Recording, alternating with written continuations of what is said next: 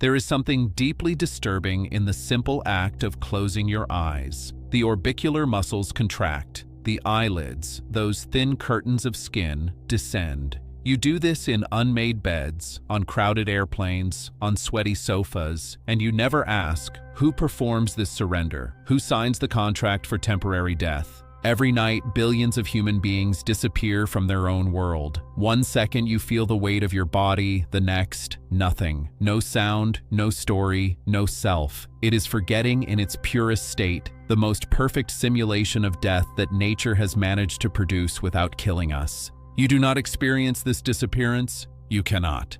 There is no witness to the moment of unbeing. You are simply absent, then, impossibly, present again. The Greeks knew this intimacy. Hypnos and Thanatos were twins not because they looked alike, but because they shared the same silence. When we sleep, Hypnos visits us to teach the body how to release itself in stages so that the final dissolution will not be unfamiliar. We spend a third of our existence rehearsing disappearance. Still, we have the arrogance to believe that tomorrow belongs to us, ignoring that while we die each night, the world continues its rotation without our consent. Waking is the true absurdity. Matter regrets having erased you. The impossible happens again. But have you ever realized in the most ordinary moment of wakefulness that you are still not truly present? That something inside you operates on a delay, as if the life you are living were run by decisions made in another room, by another self, for reasons that person never explained to you?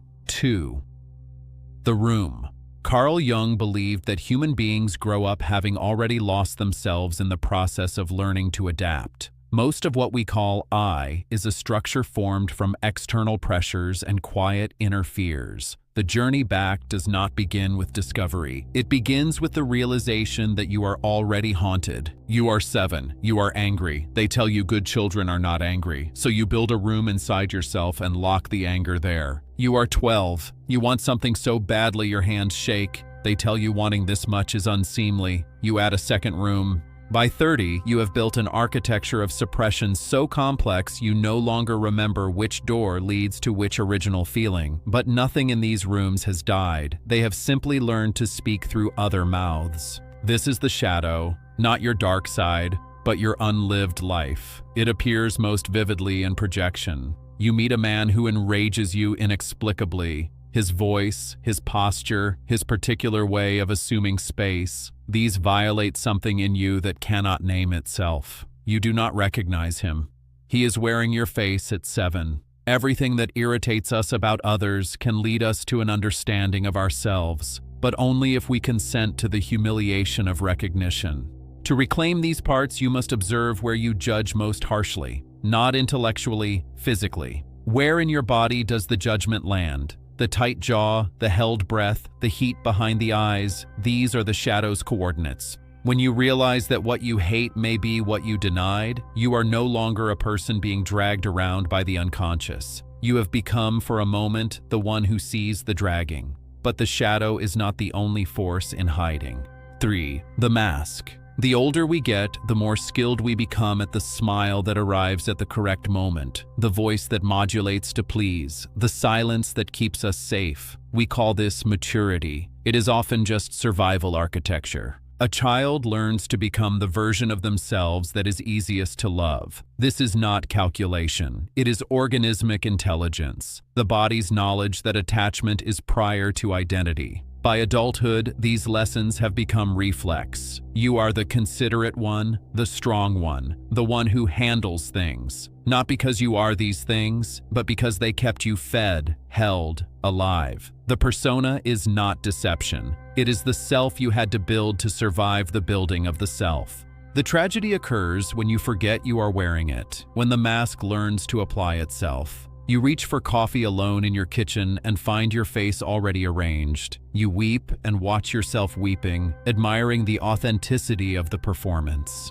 When the persona becomes the center, the inner life is pushed to such margins that it can only strike back through symptoms. Anxiety that has no object, apathy in the face of achievement, the sense that you are always performing even when no audience remains. The mask is not the enemy. It is the necessary vehicle, but you must learn to remove it in the dark, alone, and recognize what face remains. The stranger. Beneath the mask and the locked rooms, deeper patterns move. Jung called them archetypes, not personal memories, but inherited potentials, spiritual templates that pre-exist individual experience. They are not metaphors, they are forces that seize you. Until you make the unconscious conscious, you will meet the same stranger in every significant relationship. He wears different costumes: lover, enemy, opportunity, catastrophe, but his gait is identical. He walks the way you walk when you are not watching. If you are seized by the hero, you will work until depletion because stopping feels like dying.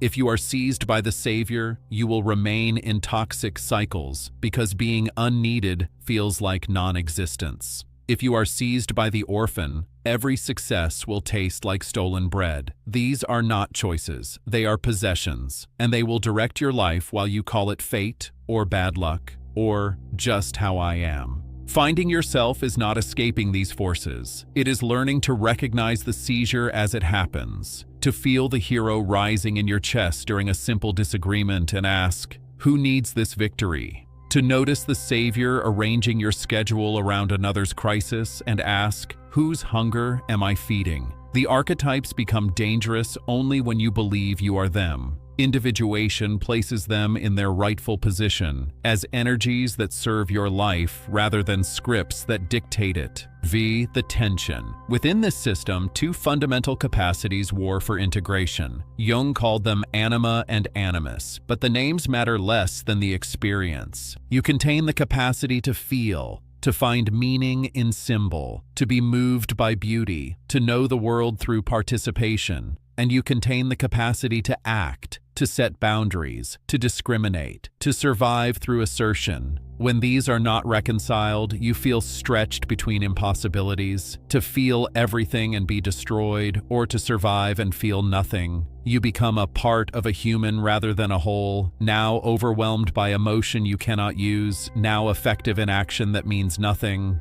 Individuation does not solve this tension, it holds it. You learn to discriminate when to let the world in and when to keep it out. You become porous and bounded simultaneously. This is not balance, it is the capacity to contain paradox without collapsing it into false resolution. The boat. Finally, you must face the structuring fiction itself, the ego. We treat it as the absolute center, the seat of identity, the I that experiences. Jung argued it is only a necessary structure, a psychological function, not the totality of the psyche. The ego tells a story about who you are. Eventually, you live to protect the story rather than to experience life. You defend not your being, but your narrative. Criticism becomes existential threat. Change becomes ego death. Finding yourself is not building a perfect ego. It is realizing the ego is a small boat on a vast ocean, and the ocean is not hostile. The ocean is your life. Jung called this broader wholeness the self. Not the self you have constructed, but the self you are in process of becoming. The self does not oppose the ego, it contains it. Life begins when the ego becomes humble and accepts its role as partner, not commander, as the boat that carries you, not the destination that defines you. 7. The practice. To return to this self, you practice. Listen to the concealed. Write what you cannot say aloud, then write what you cannot write. Do not interpret. Accumulate. The shadow speaks in accumulation. Engage with dreams. Do not decode. Inhabit. Ask not what the dream means, but what it leaves in your body. A heaviness, a lightness, a particular texture of dread. Dreams remind you of what needs to be seen by showing you what you have learned not to look at. Stay with discomfort. Treat sadness as geography, not pathology. Map it. Where does it begin? Where does it want to move? Instead of fixing anger, follow it to its source. The source is always a door you closed. Witness the mask. Once daily, perform an action without audience. Remove the persona in the dark and observe what remains. At first, nothing. This is not failure. This is accurate observation. Hold the tension. When you feel torn between feeling and action, do not choose. Wait. The capacity to wait without resolution is the beginning of wholeness. Fate.